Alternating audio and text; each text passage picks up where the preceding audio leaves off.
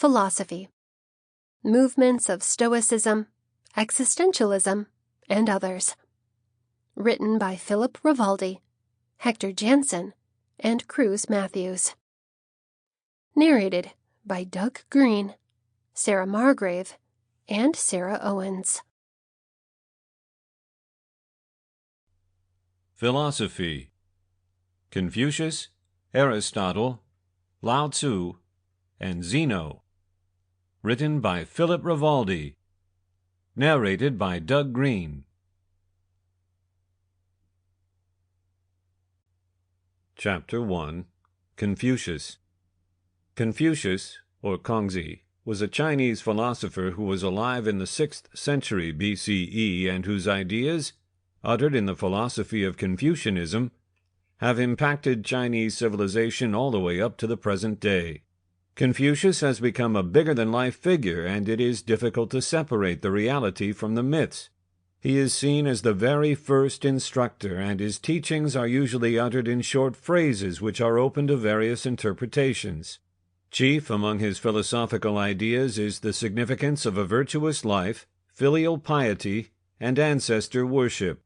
Also emphasized is the need for good-hearted and frugal rulers, the importance of inner moral consistency, and its direct connection with consistency in the real world, and that rulers and mentors are necessary good example for broader society. Confucius's early life. Confucius is actually believed to have lived from circa 551 to circa 479 BCE in the state of Lu, now Shandong or Shantung. Yet, the earliest written record of him dates from some 400 years after his death, in the historic records of Sima Qian, or Sima Qian. Raised in the city of Chufu, or Kufu, Confucius worked for the Prince of Lu in different capabilities, especially as the director of public works in 503 BCE, and then the director of the Justice Department in 501 BCE. Somewhat later, he traveled widely in China and consulted with several minor experiences, including imprisonment for 5 days due to a case of incorrect identity.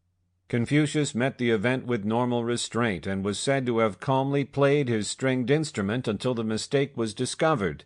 Eventually, Confucius returned to his hometown, where he developed his own school in order to provide students with the teachings of the ancients. Confucius did not consider himself a creator, but rather a transmitter of these ancient moral traditions. Confucius's school was also open to all classes, rich and poor. Sample complete. Ready to continue?